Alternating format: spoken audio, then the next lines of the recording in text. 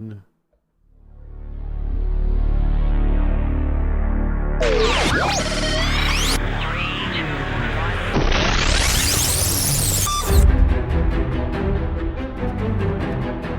listening to The Starting Zone, a podcast about World of Warcraft and the people who play it.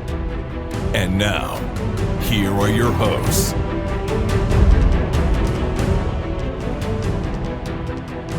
Well, hello and welcome to The Starting Zone, the podcast about World of Warcraft, the people who play it. Today is November 1st, 2022, and my name is Spencer Downey. Thank you so much for listening and subscribing to our podcast. I'm joined today, as always, by my co-host, Jason Lucas. Jason, how was your Halloween? How has this past week been for you? Spencer, hello. It's been a very hectic time for me. My kids' birthdays they're twins. It's right before Halloween. Also, unfortunately, they were both sick. We had to cancel their birthday party, and it's been a whole mess. So we got to reschedule that and all kinds of other stuff going on. Halloween went in on Monday with school-aged kids. It's a whole production. But it's fun. It's just it's been a very busy week or so, not to mention like obviously WoW stuff, pre-patch, all kinds of stuff happening everywhere. I'm so just mentally tired. Like my brain just doesn't want to do anything anymore. So that's kind of where I'm at. Your mileage may vary, but I did get some time in with pre-patch, at least. Good. We lost Tuesday, right? Tuesday was mega super long maintenance, and I don't mean to complain. This is not sour grapes. Like, it's a version patch, right? A lot of stuff is changing. And this one in particular, there's a bunch of new stuff getting stood up. I was not surprised that maintenance got extended. Yeah. Servers were down my local time from about 10 a.m. to about 9 p.m., somewhere around there. So, I hopped into the game and, got my stuff set up, grabbed the strings I had from PTR and just kind of did a little tour. But by that point, a lot of the people I play with had kind of called it a night or whatever, so we didn't have time to do anything, which is fine. But so we ended up raiding Wednesday and Sunday with like a skeleton crew on Sunday. I was surprised. I thought more people would hop in, but maybe everybody's just really waiting for the actual new stuff. Tuning felt really good. Heroic raid tuning felt good.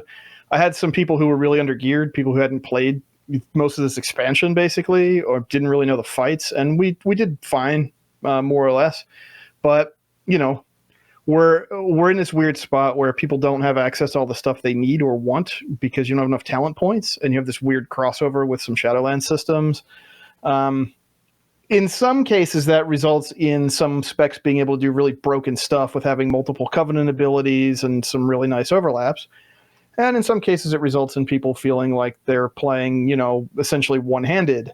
And the UI thing, like, people who are trying to make the stock UI work are having issues getting comfortable with that. People who are trying to do more UI replacement are having problems with that.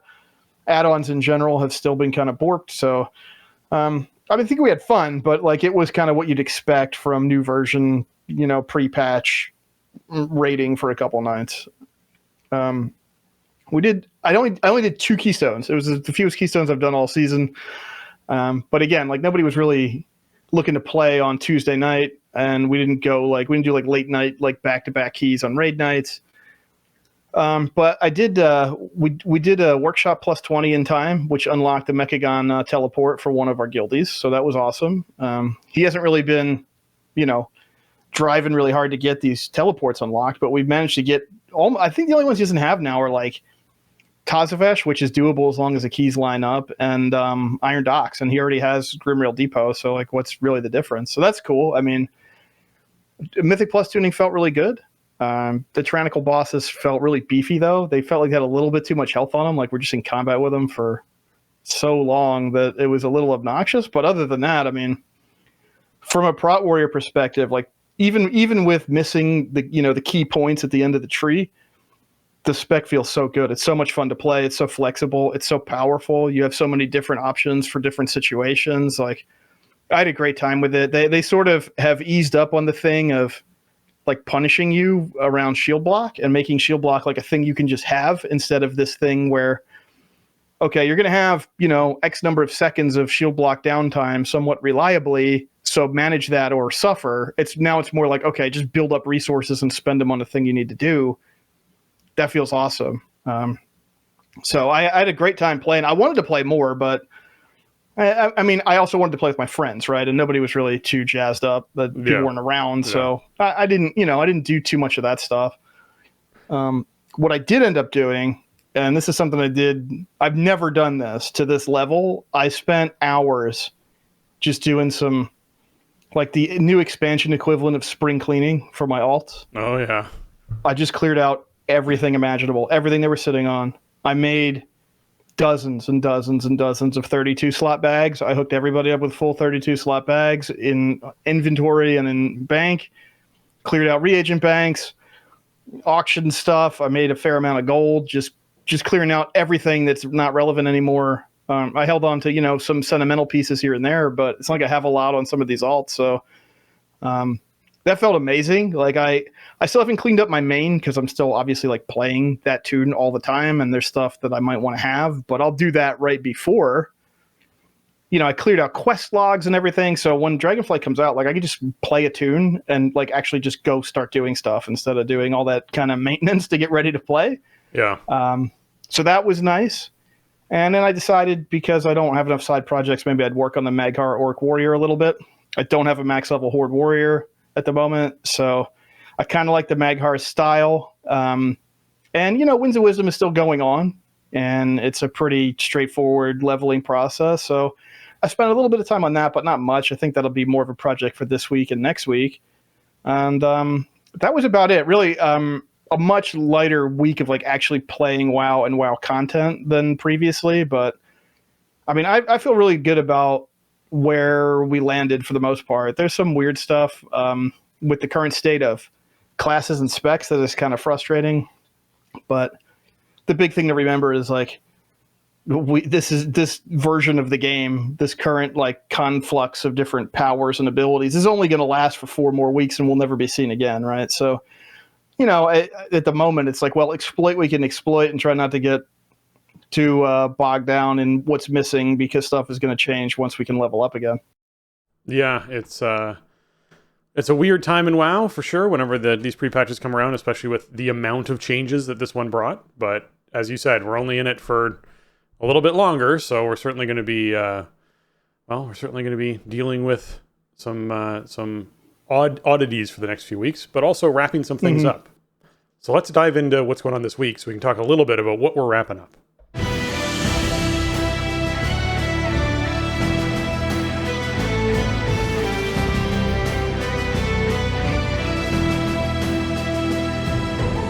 All right, well, this is going to be like the last rotation for a lot of these things that we're going to see for this expansion. So the World Quest bonus event is up. This means that you get that extra reputation gains from World Quests.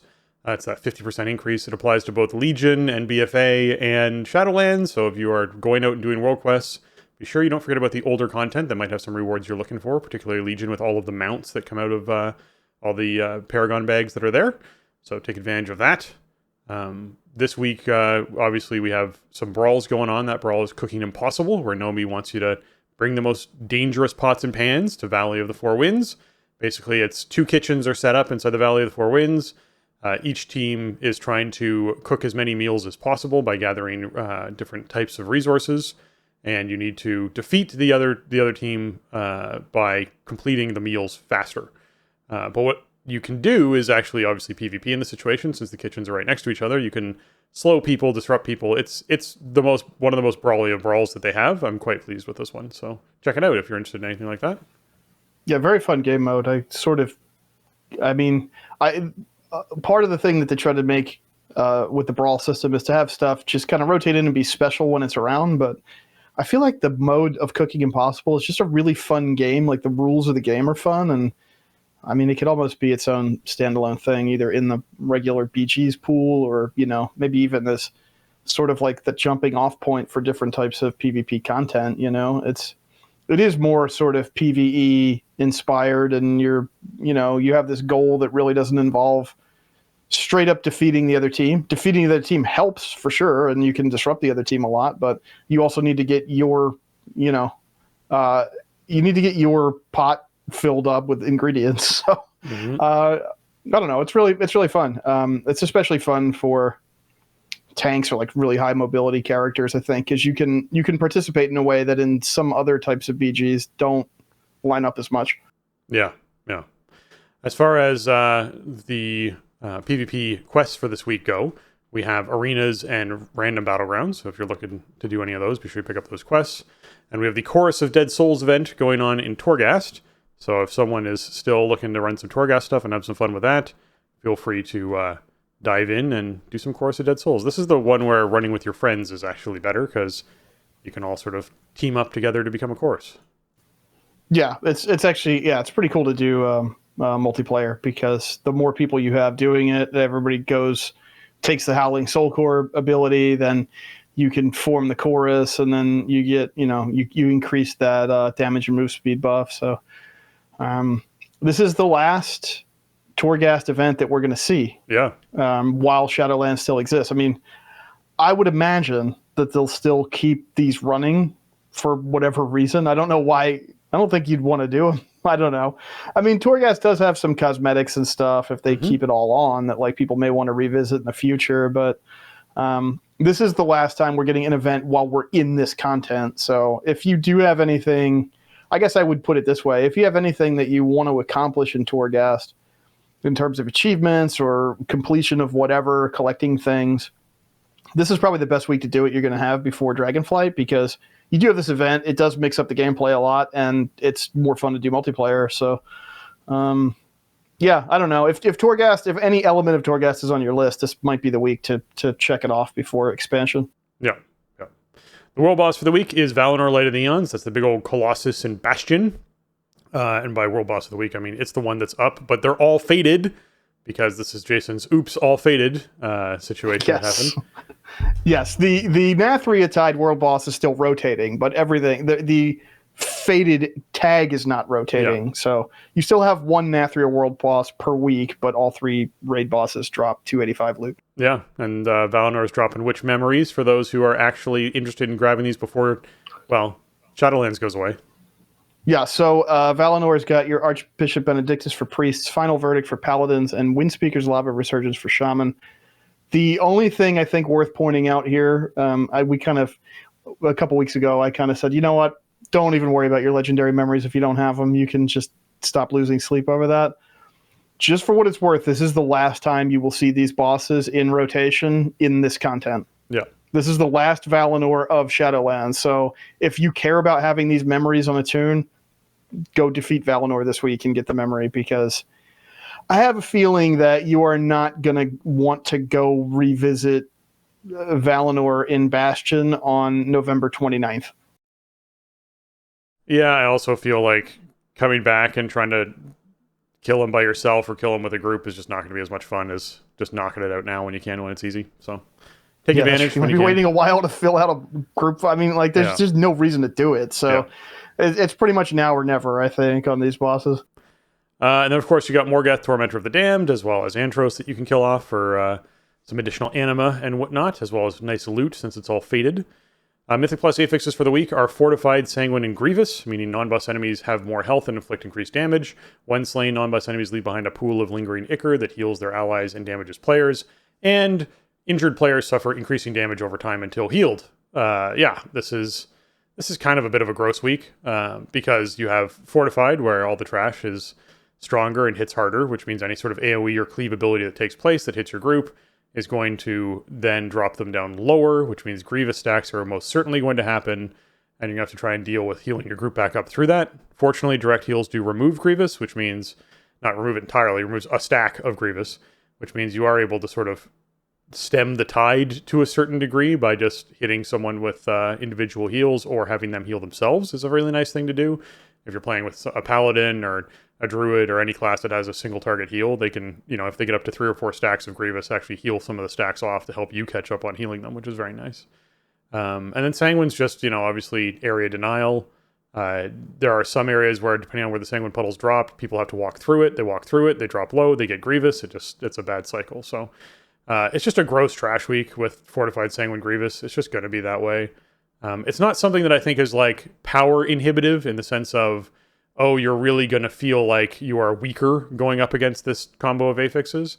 It's just something where you have to be more cautious, right? Tanks have to be more aware where they're killing mobs so that Sanguine Pulls are dropping well. People have to be more aware of their Grievous stacks. Healers have to be more on point to make sure that people aren't dipping too low and getting, into a place where they're out of control with Grievous. Like it's just one of those weeks. It's not terrible, but not great. Yeah, I think it's a good assessment. This is a week that I think for the most part really pressures your tank because of Sanguine. In my opinion, Sanguine is primarily a tank problem. You can help your tank by focusing down mobs that cast or ranged auto attack because they are harder to move. I can easily pull away stuff that just melees me from stuff that's standing there shooting a crossbow or casting a spell, and then the puddles don't overlap and you don't have a situation where stuff is healing up too much. Right. The big Sanguine nerf down to 20 seconds is huge. That really helps, especially just for navigating if you have to cross some kind of narrow hallway or something. Sometimes you can just wait an extra couple seconds and then go through without taking damage. Sanguine Grievous does have overlap because if you take enough damage from Sanguine, that can put you into Grievous. Even though it's a Fort Week, Grievous does have overlap with bosses because if bosses have big AoE abilities or they hit a random target or something, that can put additional pressure on your healer. Overall, though, I'm curious to see what this feels like now. Last week felt very easy, except every boss felt like it had about 10 to 15% too much health. At least to me, but I wasn't running with really maxed out groups either. We were just having fun. But it felt easier than I thought it was going to. So I'm wondering, a Fort Week, it'll be interesting to see how the trash feels. If the trash feels like it's particularly beefy or living a really long time, how non-tyrannical bosses feel in this current, weird postseason of the game. But yeah, overall, if your tank is not confident with positioning and doesn't have a plan for Sanguine, then you are going to suffer this week. If they do, then you can pretty much just kill stuff and hopefully minimize the impact of Grievous on your healer and what they need to do. So I guess the good elements are there's not a lot of target switching, right? And there is position disruption, area denial, but you can almost entirely control it because you can move stuff around and you decide when it dies. So I don't know. It's, is it the easiest fort combo in the universe? It's not. Is it the hardest one? It's also not that. So it's somewhere in the middle. I think it'll be a decent week to get in there and do some keys and to see how Fort Weeks are feeling in 10.0 season 4 post-season pre-patch. Right. We need a name for that. It doesn't. Yeah, I don't know. I mean, yes, it's the pre-patch. It's phase 1 pre-patch. I don't know. It's the end of Shadowlands. There, done. This is the weirdest. Yeah, it's the weirdest liminal space between expansions we've ever had, in my opinion, because we have these dungeons from 4 different expansions. All 3 raids drop, current stuff. You could do 31 different raid bosses at parity in terms of difficulty and reward. You have this clash between the outgoing and the incoming systems. People in my guild ask me what are we going to do this week? And I'm I don't know. What should we do? Does anybody have anything they want to do? Also, you can apparently add a third faded affix to raid bosses now. Oh, so if you want to get real wacky, you can run with 3 faded affixes per raid boss. Yeah, I don't know. I mean, I think we're going to do that this week just because we're in this wacky kind of time period. Nobody really has any goals. Gearing up doesn't matter that much. Most of my crew has everything they want out of the raid in terms of cosmetics and stuff. So it doesn't really matter what we kill. I think we're just going to keep it wacky. And, that applies a little bit less to dungeons, but I think the cool thing right now with Keystones is you can really kind of tweak your build to really specifically work well in a Keystone, whereas before it was okay, on this row I have my single target versus my AoE talent, and that was about as much as you could do. And now you can build into stuff that is way more synergistic as you go down. Yeah. Yeah, I think as odd a time it is inside World of Warcraft, that is a benefit of those things. Okay, when it comes to events going on this week, one second. Sorry about that, a little frog in my throat. When it comes to events going on this week, We have the Day of the Dead that has started today, and that is going to be continuing until the 3rd of November.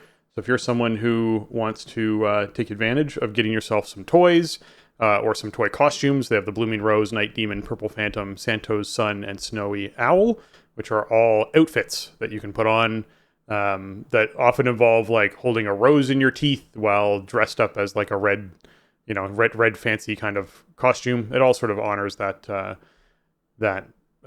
Day of the Dead style design, so certainly worth checking out. There's also the Macabre Marionette, which is actually quite a good battle pet that you can get through this, and the Whimsical Skull Mask Helm and Bouquet of Orange Marigolds offhands that are transmoggable during the event, so be sure you're checking those out, particularly if you're someone who likes to do some RP stuff or something like that. These sorts of the type of things that are nice to have hanging around, so you can do something fun with them later on.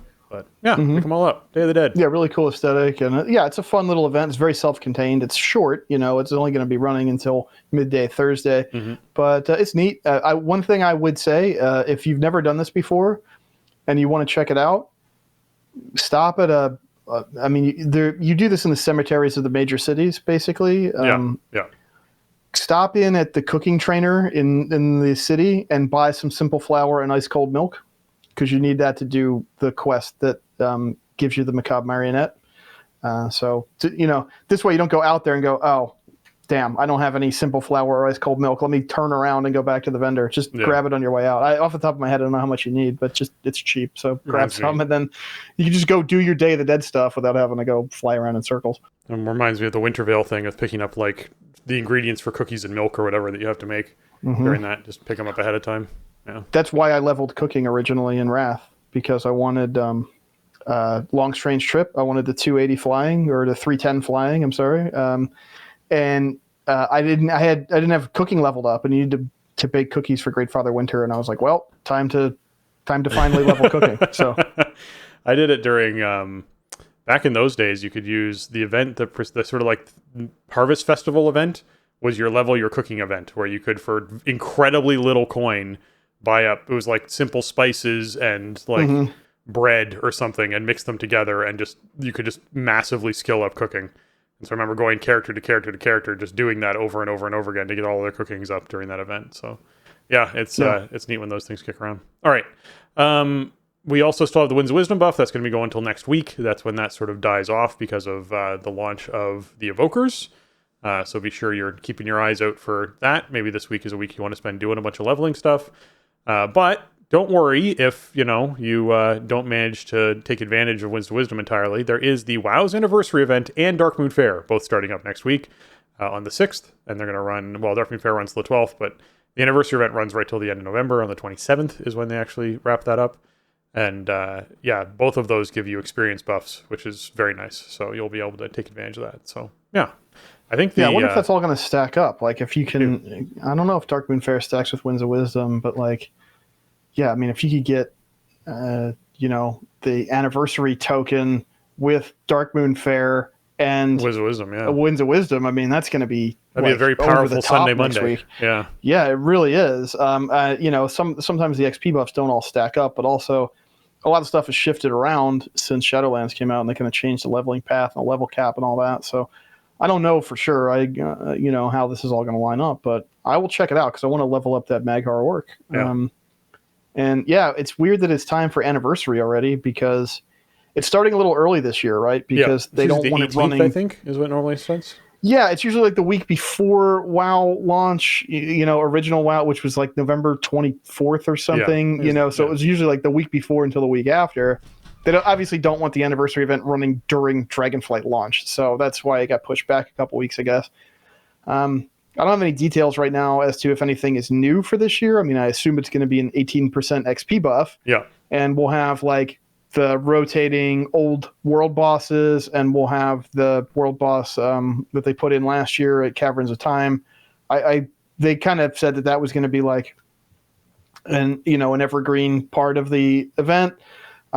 They've tagged on a lot of stuff over the years.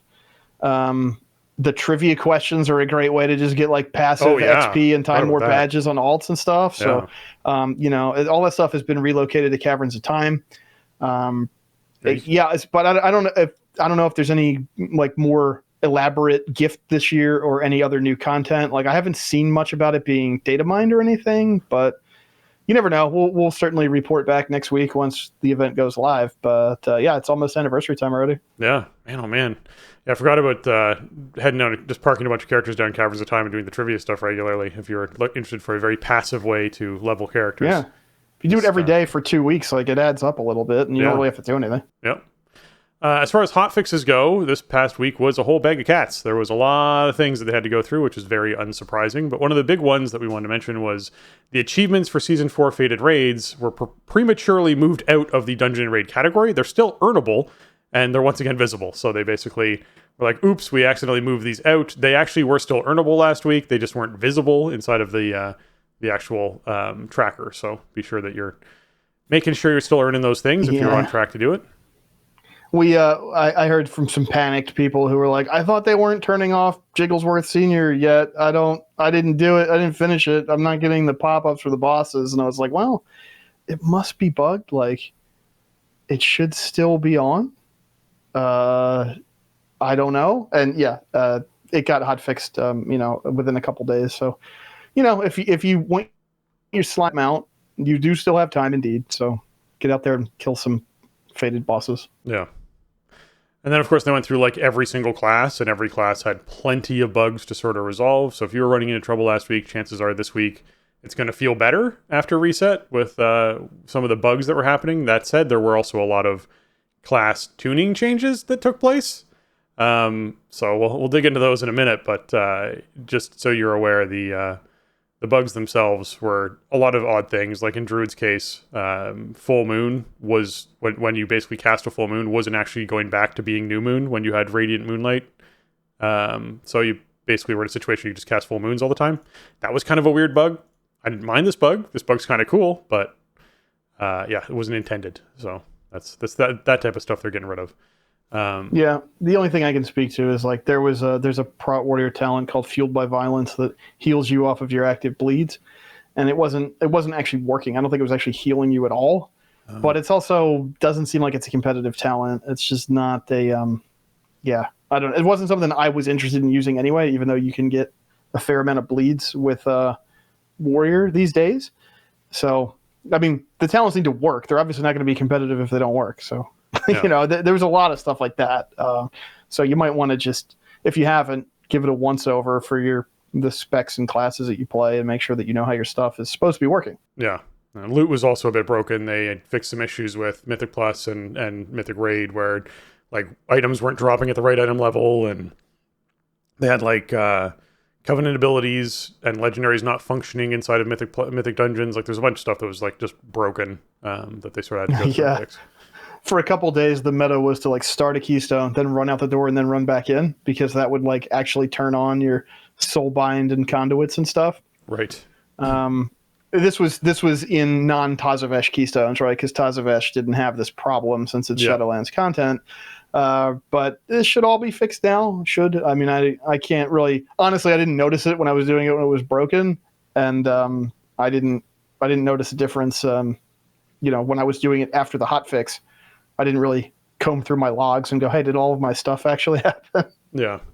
I don't know if... 1 second. I think we just lost Jason for a second there. See if we can't get him back. There he is. I'm back. I don't know. Discord just went a little silly. Well, that is what Discord is for. It is for going a little silly. Make it a note.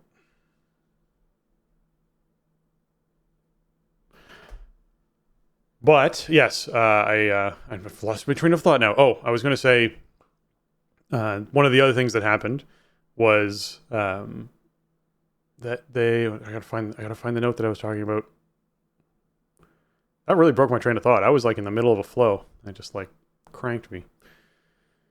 Plus item levels. Oh, that's what it was.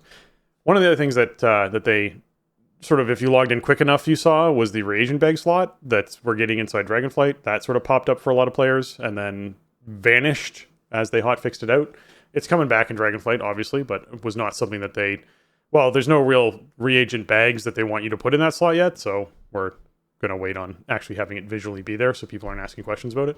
That makes sense. Stuff like that always like just drives people up the wall too. Yeah. Like a little, unlit up thing that you can't interact with or whatever. Like, yeah, that just gives you, it makes you itchy, So, yeah, we will be getting a new bag really soon, but not right now. Yeah. The update we got for Solo Shuffle was basically that they sort of started to determine a little bit more what players will suffer if they leave early. So after the update, players who leave a rated Solo Shuffle match will now lose personal rating, equivalent to losing all 6 rounds within a match, while the remaining players will not have a change in their rating. So in other words, if you are inside a Solo Shuffle rated match and someone leaves, your rating will not go down because of that. Your rating stays where it is, and you just have to requeue and go again. They will lose rating as though they lost every single round, which is pretty punishing. So that is the change they're going with. I whenever I see these things, I'm always like, what if someone disconnects, right? What if someone's internet does what Jason just had happen in Discord, right? Like what happens? Well, it just sucks for that person, I guess. But otherwise, this is I always like the solution of everyone else just basically gets a pass. That's really nice to me. I like that. Yeah, I think it's the best thing to do, and they're really like heavily de-incentivizing leaving. Like this is a pretty stiff punishment for leaving Solo Shuffle, and it should be. You don't want to be like, oh well, I lost my first game, so I'm out. Like that's not. You're not going to have like a playable mode, right? If the correct decision is to just leave as soon as you lose a game. So. Yeah. Yeah, I mean, there might be situations where somebody leaves unintentionally because of a net drop or whatever. It's unfortunately it's kind of inevitable on the internet, right? Like these things happen, and they happen in other rated modes as it is. It's just normally you don't lose 6 games at once if you DC from a game. So, it's just something to be aware of. It is. Okay, so class tuning. There's been a lot of ongoing class tuning, but there was a really big wave that's going live today when servers come up. And so this is like the nerfs upon nerfs upon nerfs upon nerfs upon nerfs to a lot of classes. So Havoc DH, you guys, just basically got an all-around damage nerf on some of your core abilities. So Chaos Strike and Annihilation, both down by 5%. First Blood bonus damage down by 10%. Inner Demon damage reduced by 25%. Just like across the board, those factors are just good. You're going to feel it. Like you're going to feel it. They also actually fixed a bug though that prevented Inner Demon damage from being increased by Havoc's Mastery and Demon Soul effect, which means that at this stage of the expansion, when you have your maximum amount of accessible stats, this probably isn't something you feel as much. I feel like the moment we roll into next expansion and you go from having a ridiculous amount of access to mastery and secondary stats to having substantially less, you'll probably feel this a lot more. That's a concern. Yeah, actually, Inner Demon baseline damage got buffed in addition to the bug fix. So I feel like, I don't know. I mean, at the moment, who knows? Havoc is kind of a mixed bag. You got some nerfs, some buffs, some bug fixes. I haven't heard from Havoc players going, hey, these nerfs are terrible, or that, hey, I need buffs or whatever. So I can't really speak to them on that level, but a bit of a mixed bag there for Havoc DH. As far as hunters go, Beast Mastery and Marksman, you guys got some changes as well. War Orders now grants Barb Shot a 25/50%, depending on how many skill points you put in. Chance to reset the cooldown on kill command by 50 or 100%.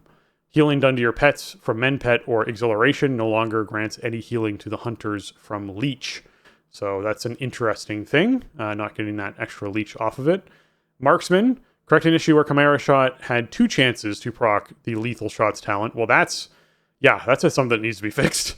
And then reduce the damage on aim shot by 15%. So more nerfs to hunters. Windwalkers got a fairly similar treatment as far as nerfs go. Fist of Fury, Rising Sun Kick, Blackout Kick, Storm Earth and Fire were all nerfed. And then Serenity now causes the monk to deal 15% increased damage down from 20. So that got nerfed too. Just a bunch of things all down the board. I would recommend anyone who's really super interested in what's affecting their class right now to go and look, but I would say that, easily demon hunters, monks, priests of all types of priests, with the exception of Shadow, should feel like they are weaker. So obviously the 2 healing specs for priest. Shadow priest got the pass they've been looking for. This is the big pass. This is like everything got a 10% damage bump across the board for Shadow Priest, basically. Like they just bumped everything up by 10%. So you should feel a lot better this week and a lot more competitive, which is great. Rogues got Ambush and Rupture increased, as well as Garrote for Assassination, Mutilate, and Deathmark all bumped up. So Rogues getting some love. And then Elemental Shamans also got the Shadow Priest treatment, but Enhancement, oof. Enhancement, I am sorry, you received the worst nerf of everyone. All damage dealt. All damage reduced by 25%. Just literally going, yep, you guys are just a quarter too strong. We're just taking that chunk out of you. So, sorry, Enhancement. That's not good. Yeah, if you play Enhancement or Windwalker, probably just shut your meters off this week. Yeah, just don't. You're going to feel it like across. You don't need them. Just play the game. It'll be everything's fine. Yeah. And then Affliction Warlock got some pass as well, as well as Demonology and Destruction. So again, if you're playing a particular class and you care about what the balance is going to feel like for the next 4 weeks, this is the time to go and check the stuff. If you really don't care because you're just sort of goofing around and you know that all these balances are being figured out by gear that you're not going to have for another 8 weeks, that's fine, because that's where they're doing this. Most likely they're throwing tier sets for the first raid of Dragonflight onto characters and simming stuff out and figuring out where damage should be at, and then adjusting those numbers based off of that, which means you're going to feel weaker right now, but eventually you'll be more competitive with everybody else once you get the key pieces together that you need to start feeling that way. So just keep that in mind. Yeah, what this really tells me is that they are seeing some big picture stuff here that they don't like, and as we move into the actual expansion and level up and season 1 of Dragonflight and all that they want to kind of bring this stuff more in line in whatever direction, whether it's the Windwalker nerfs or the demonology buffs or whatever it is. They're identifying some problems that are big enough that need attention right now, which I guess is good. It's just, as we know, like, class tuning is a more or less never-ending battle. Even if it's kind of dialed in for a patch, a season, the next patch, season, whatever, is not that far away, and then it's all going to start all over again. So I was kind of surprised to see this many nerfs of this and buffs of this magnitude at this time, which leads me to believe that as they're looking at stuff on beta and whatever, that they're seeing all kinds of behavior that they're not happy with at max level and everything like that. So it just is what it is. I think the way the content is tuned right now, and with your access to your various between talent trees and the Shadowlands stuff that's left over, like Soulbinds, Conduits, Legendaries, the PvE, the state of PvE tuning. I think the game is pretty fun to jump in and play, and yeah, it's not going to be like mega fine-tuned, and you're not going to be able to, really have everything is going to still feel very much in flux, but I think the content feels fun to play. So it's, there's just certain parts of our brains that as WoW players, we need to kind of try to shut off here in this time period. Yeah. Like the game makes no actual sense right now. So don't try to make it make sense. Like, just try to find what you think is fun and check that out. Yeah, I wouldn't worry about balance at the moment, because like I said, the tuning that they're doing is for something that it doesn't come out for 4 weeks. So, they're getting their ducks in a row for the actual Dragonflight content you're going to be diving into. What we're in right now is like that awkward waiting period for the content that we're currently playing to start making sense with the new content that's coming out. So just keep that in mind, and take everything with a grain of salt when it comes to this sort of stuff. All right, the Dragonflight beta development notes that came through. There's now crafting orders, so they're happy to introduce the final addition to revamped professions, the crafting orders. This is a new system which allows players to send orders to have specific items crafted for them, including epic soulbound equipment. Once a crafter fulfills an order, it will be sent to the customer in the mail. So this is the big thing that we've all sort of been waiting for with what's going to be happening profession-wise, is these crafting orders. I'm super excited for this. I'm glad that this is now finally a testable thing, so people can hop in and start playing around with them and make sure the system's working the way it should, because it's very cool, and I'm looking forward to it.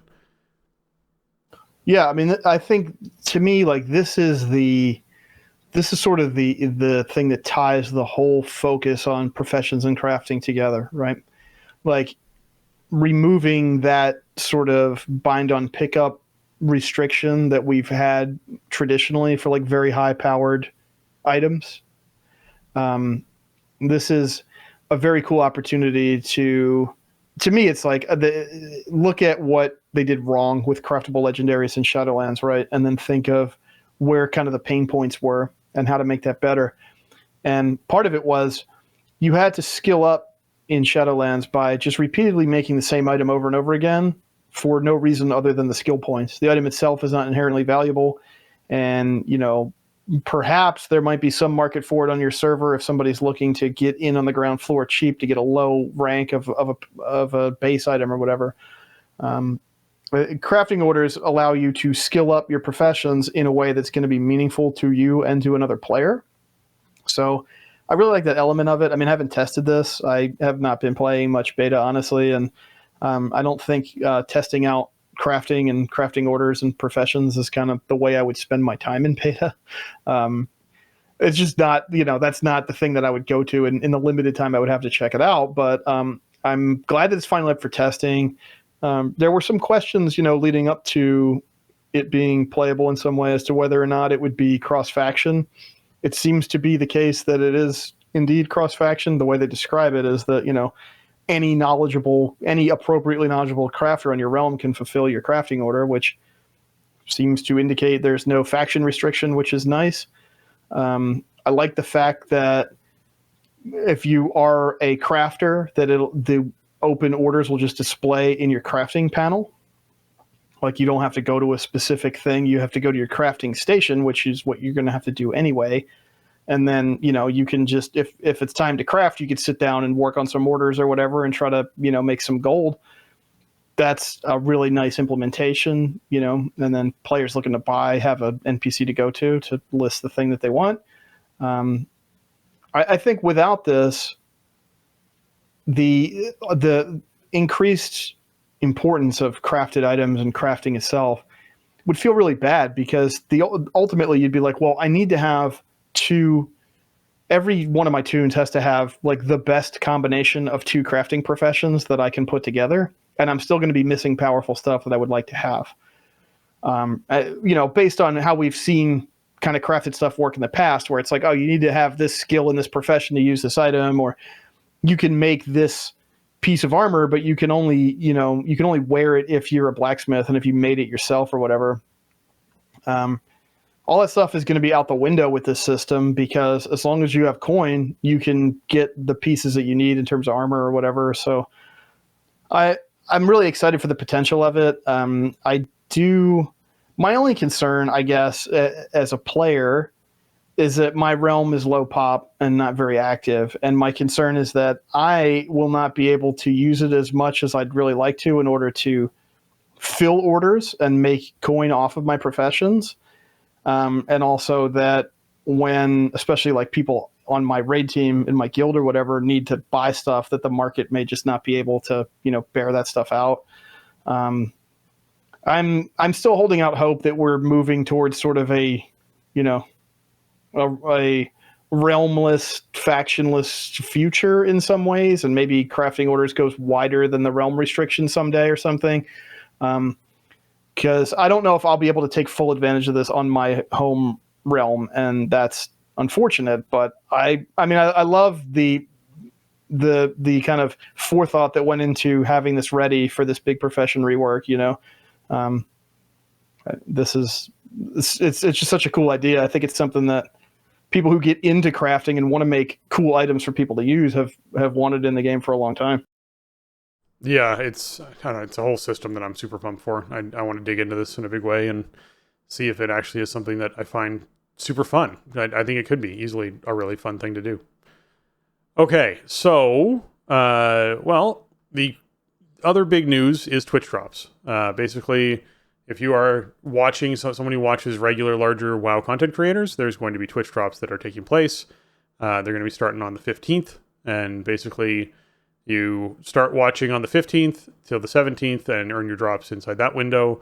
And then there's going to be a second round of drops on the 28th to 30th, and then another one on the 13th of December until the 28th of December. So during those windows of time, you have to watch at least 4 hours of WoW Dragonflight content, and then you will receive different rewards. The first reward you can get is the Dragon Kite Pet. The second one is the Fell Drake Mount, and the third one is the Perpetual Purple Firework Toy. Basically, you just have fireworks all of the time. I know the Dragon Pet and Fell Drake are both trading card game things, which has raised a little bit of eyebrows in the community. Something like the Fell Drake is something that people actually try and sell for real money, the codes for and whatnot.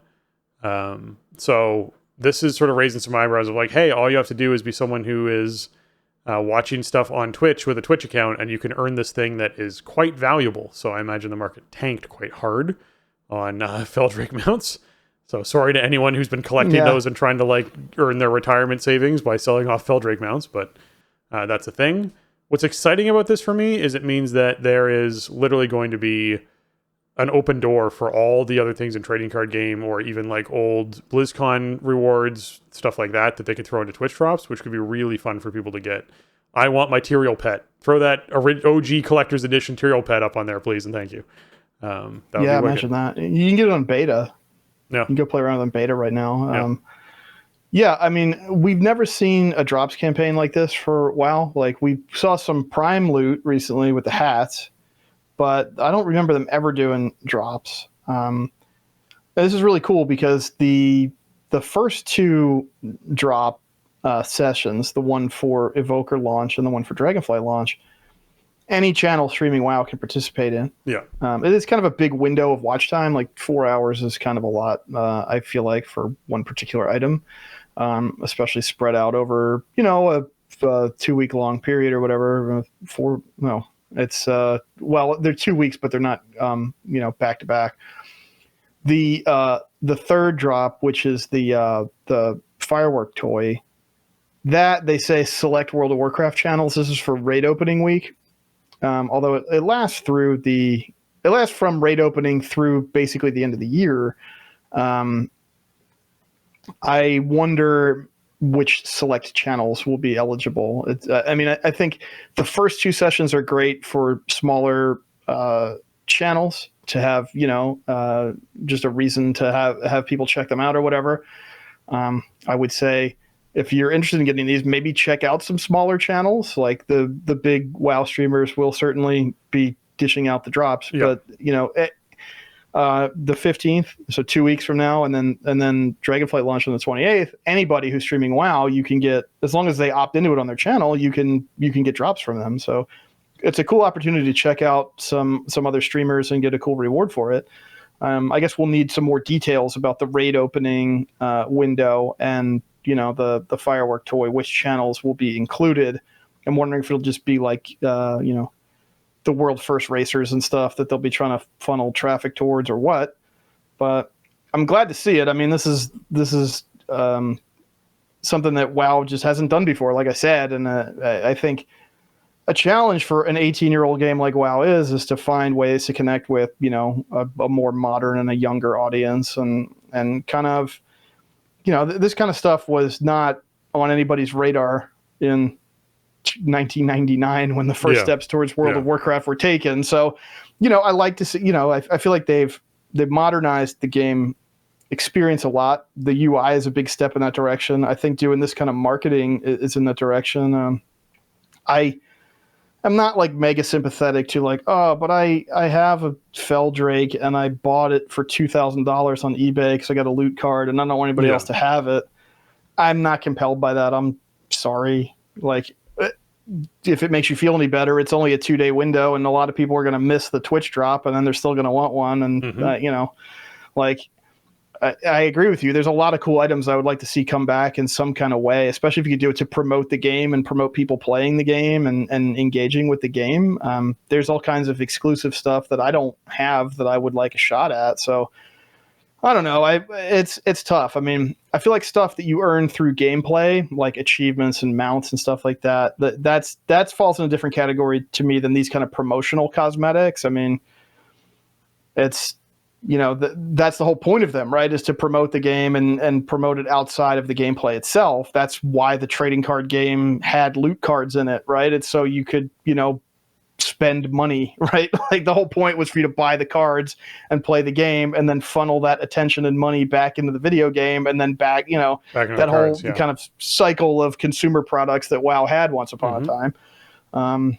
So yeah, I mean, I don't know. I guess if I thought that my Feldrake was a status symbol because I paid a lot of money for the card, then I would probably be upset about this. I think for most of us, for people who wouldn't spend money on a loot card from the TCG, who just want cool stuff for watching WoW, like it's a win all the way around. So like could we bring back the Murloc costume? That would be the number one thing.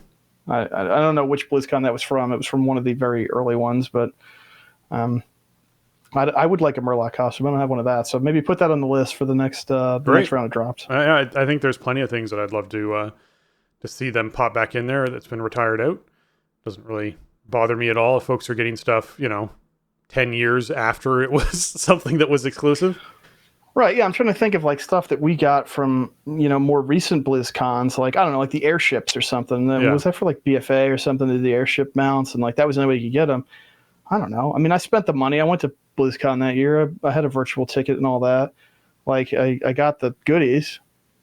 If they brought that back, like, I wouldn't bat an eye, really. I mean, they need to sell the game to people, and they need to have compelling reasons to check it out. And doing Twitch drops for basically all WoW channels on Twitch for this time frame is a boon. It's good for people streaming the game, and it's good for people playing the game. So yeah, I think it's just not realistic for them to have like bespoke rewards for all this, right? Like it takes too long to make the assets to have like, okay, we're doing all new stuff every time we do a round of Twitch drops. Like they don't have that pipeline, I feel like.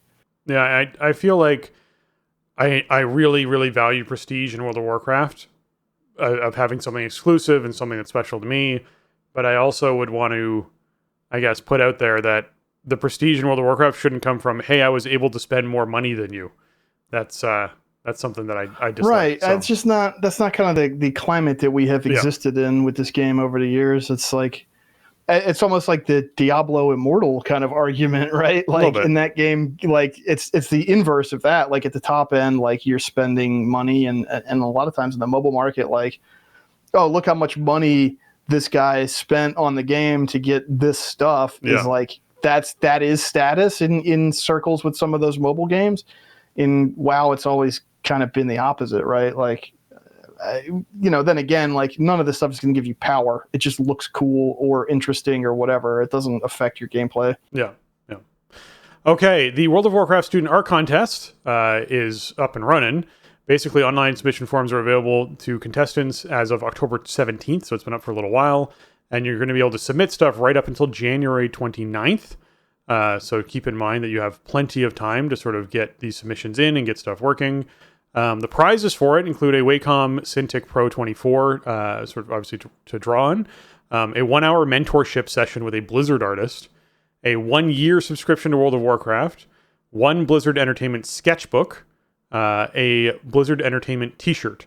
And so this is, I can't picture a 1-hour sit down with an artist from Blizzard. That just sounds amazing as a reward. Yeah, it's a really cool cool perk there, yeah. And some nice gear to draw with. Yeah, exactly. So this is certainly something I know a lot of people are interested in. The categories are animation, character art, environment, and special effects. So I know that there's been a lot of really neat things that have been added to the game based off of some of these submissions over the years, with people coming up with really neat animations for something characters can do, or even character art around, what an outfit design might end up being, and just sort of seeing what talent's out there. It's a wonderful opportunity, not just for artists out there to potentially win something cool, but also get exposure and get exposure to an industry that really values artists on a large level, in the sense that they need them on a big level. So if you're looking for a job, this is one of those things that you participate in so that you get your stuff in front of the eyes of people, because they have to look at them, because it's a contest that you put entries into. So that setting your portfolio down on the table and them taking a look at you and talking to you for 5 minutes and deciding I'm not even going to look at what you've done That won't happen. They have to look at it because they have to judge it. So, yeah. Yeah, it's literally judged by the WoW art team, and we've seen a lot of people over the years who entered student art contests, via this program and ended up getting hired onto the team and making assets for the game and having a job, working on WoW art. So it does happen. It's part of their recruiting for their art team.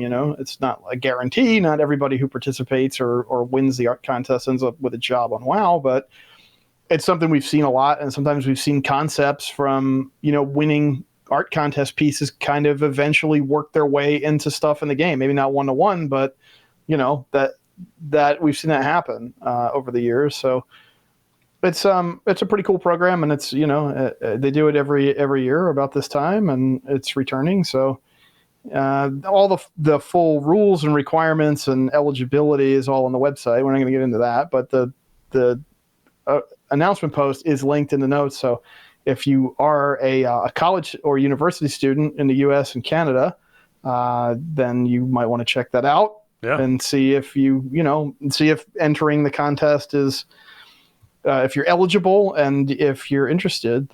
It's I love to see the results of these contests. In the BlizzCon days, they would always post up the prior year's winners on these huge boards that have printed up. They have like big standees out in the hallways with all the winners and the runners up and everything. And just so many cool pieces have come out of this over the years. Yep. Well, we haven't gotten around to mailbag in a while, Jason, and we actually have time to fit one in. So I'm going to get one of these in here. This comes from... It's been a while. So if you're listening and you're like, this question makes no sense, please keep in mind that I don't think we've had emails since I don't know, May, maybe even earlier than that. Well, this one was pre-season 4. So I found one that at least is a little bit closer to on topic. This one's from Rick. That's not too bad. Yeah, he says, love your show, guys. I listen to it every week. I like the changes they've done with Shadowlands that's made it more immersive. I've been playing since the end of vanilla. So from what I remember, they've never done what they are doing in Season 4 as far as affixes in current raids and going back to old dungeons. I can't wait to see how it goes. Quick question. I know there has been speculation on the Primus really being the jailer. In the pre-patch cinematic in Shadowlands, the big figure behind Sylvanas had long hair. Its arms were way skinnier compared to the jailer now. I don't remember seeing the Primus around in the jailer's death cinematic either. The fight in Torghast when the jailer seals the item, I can't remember what it was. It looked like he handed it over. I was expecting some huge fight like Yoda in Star Wars, but nothing actually happened. Do you guys think the Primus could be the jailer in the next big release and he has corrupted the raids? I'd like to support you guys on Patreon right now, but I can't at the moment. I broke my leg just above the ankle and almost recovered. Keep doing what you guys do, and thanks for the show. Well, Rick, I do hope that your leg has now fully recovered and you have full function and everything feels great. I think that sucks that you're suffering through that. Clearly, we are now through Season 4, coming up on the end of Season 4, which means that the cat's out of the bag as to what's going on with how the affixes have gone and what people think of it and how many nerfs and changes they had to do over the span of time of this. So hoping we never see that again. And as far as your question goes for the, Primus really being the jailer, it wasn't something that I'd super considered, I guess. I've always sort of thought as the jailer as this arbiter sort of entity that was cast out by the other arbiters that are there. And when he returned back, it was to sort of dethrone everybody else and do what he wanted to do. So I hadn't really considered that around, the Primus being the jailer. How about you, Jason?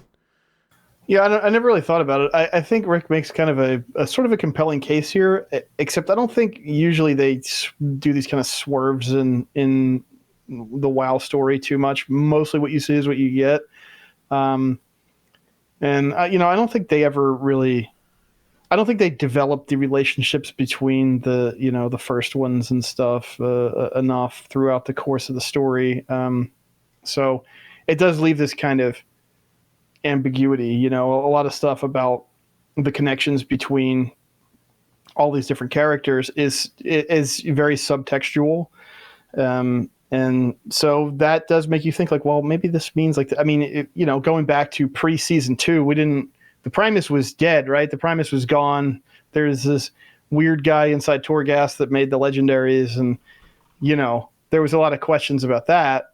I feel like that would have been maybe too much if you're like, this guy that was the guy in Torghast, he's actually the Primus. And you know what? The Primus is also actually the jailer or something. Like Scooby-Doo pulling the masks off over and over again. There's just too many layers there, you know? Right. Like I don't think they really told a super compelling story with the jailer, to say the least. I do think like the Sylvanas novel fleshed out the overall story a lot better and made it a bit more interesting to me. But the problem with that is you shouldn't need to read a novel to think that the story in a video game is cool. I like the supporting fiction a lot generally, but like it should be supporting the fiction. It shouldn't be the literal text, right? It should be adding context, not being the text. So I don't know. I would say like I would be happy to just basically move on from these concepts, you know. Just let these characters kind of be, and you can go do Shadowlands if you want to do it. I don't really have any desire to see the Primus come back or the jailer to get somehow reanimated or something. It seems inevitable that we'll see Denathrius sooner than later, right? And I think with Denathrius, you can do something at least slightly more interesting because you have the connection to the Nathrezim and all that. Like, you have this tangible connection to the game world that we've played in for a very long time and this kind of ongoing story.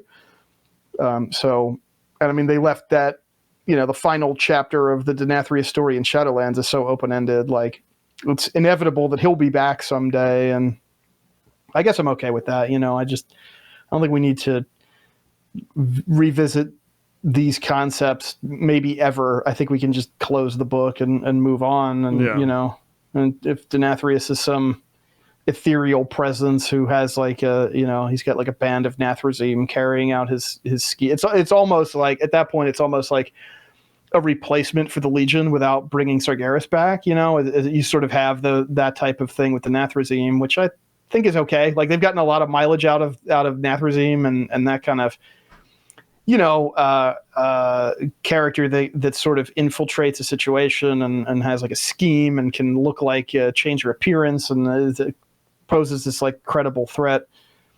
Plus, like, you know, we are like rounding up all these Nathrezim in season 4, so the cartel's taking them all somewhere. I think they could do something with that, but I think this other stuff is probably fine to just leave it. Yeah. Well, before we dive into another one, we actually have some breaking news that just went up on Wowhead. There is going to be a 12-month sub bonus. They do these every now and then at the start of new expansions. The 12-month sub offer, if you commit to, you know, obviously being subscribed to World of Warcraft for the next 12 months, there are a whole bunch of mounts and some pets that you can get. The Festering Emerald Drake is one for Wrath Classic players, if that's something you're interested in, as well as a little pet that looks like it could be a bunny rabbit of some kind, which I'm super interested in. For retail players, you get the Gargantuan Gurlock, this giant Murloc mount that you ride around on a chair on its back on, which is pretty cool. Definitely wicked looking. And the Talix, the Stormhorn, which is like a battle beetle that you ride around on, which is kind of cool as well. So that interests you. That's certainly something that you can jump in on. The rabbit sort of shaped shadows that they show here are going to be part of 6-month offers that they're going to be doing for being sub for 6 months. So obviously if you commit to 12 months, you just get them too as part of it because you're already committed into that window. So yeah, this is something that they do every now and then at the start of expansions to sort of lock in, I think, a certain amount of revenue during the next year of the sort of the first year of an expansion release. And yeah, it's certainly something that I'll look into doing because that Gargantuan Gurlock just looks wicked. It's certainly worth. Yeah, it's a big old Murloc. This is a lot of stuff. It like is. We've seen like the recurring 12-month rewards many times over the last 3 or 4 years now, something like that, maybe even longer. So nothing new in that regard, but this is a lot of. I feel like this is a lot of stuff this time. It is. They sort of expanded it with Classic over the year. Like they would add like a toy for Classic or, you know, a mount for Classic or whatever. And now it's like you're getting multiple items in Classic and multiple items in retail.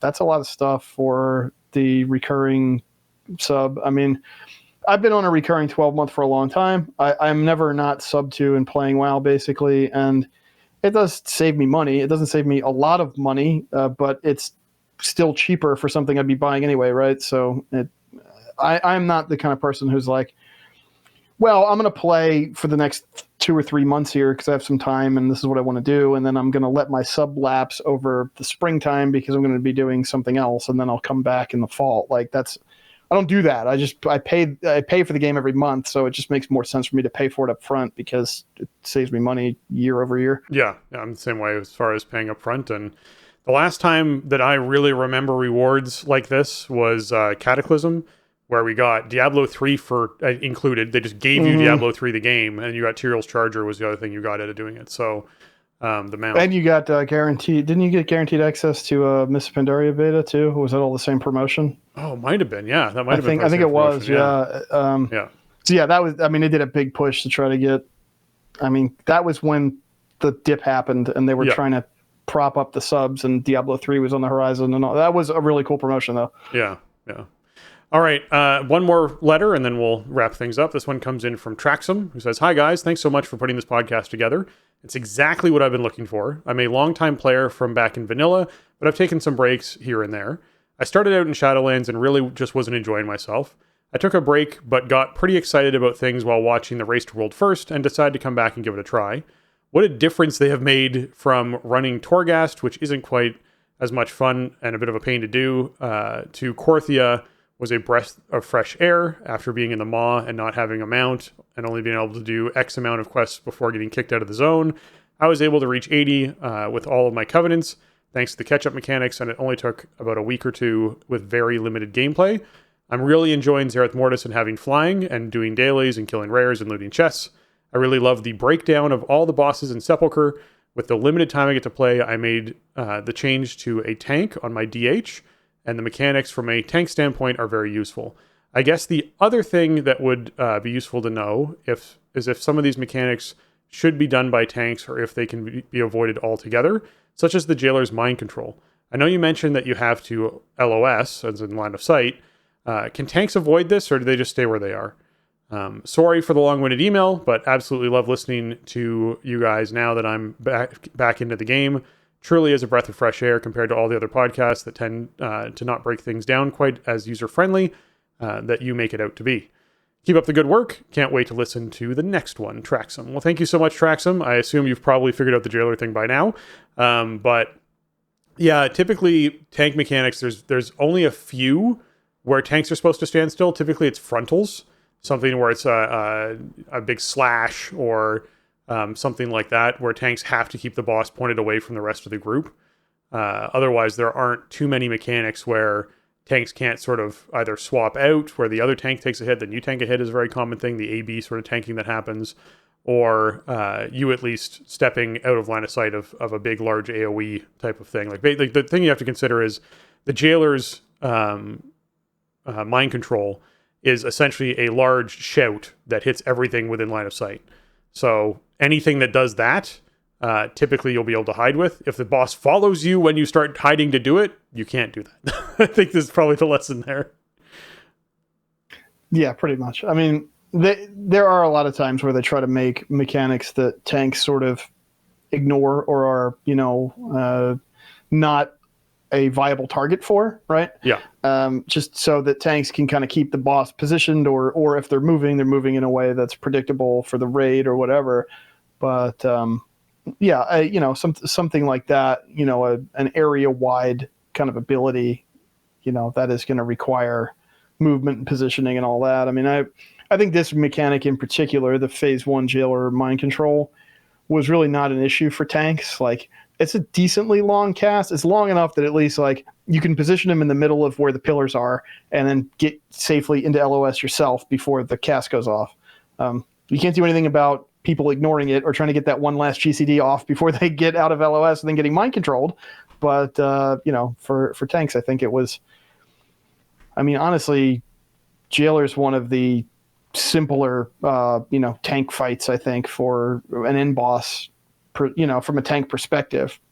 Just you kind of just trade the boss off and hold them still, and then you move out of a couple things. So, which is nice because at one point in time in that fight, there was a lot of stuff to call out. Eventually they removed a lot of the stuff from normal and heroic with knockbacks and everything like that, which smoothed out the middle of the fight quite a bit. But overall, I don't think it asked a lot of tanks specifically.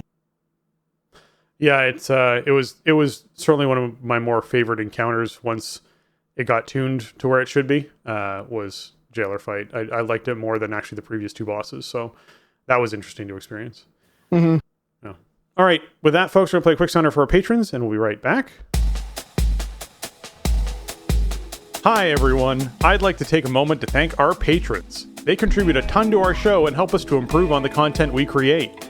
Today, I'm giving a special shout out to Arajian, Celian, Infark, Kapawi, Mibble the Mighty, Nick, and Shorel. Thank you. This sounder is for you.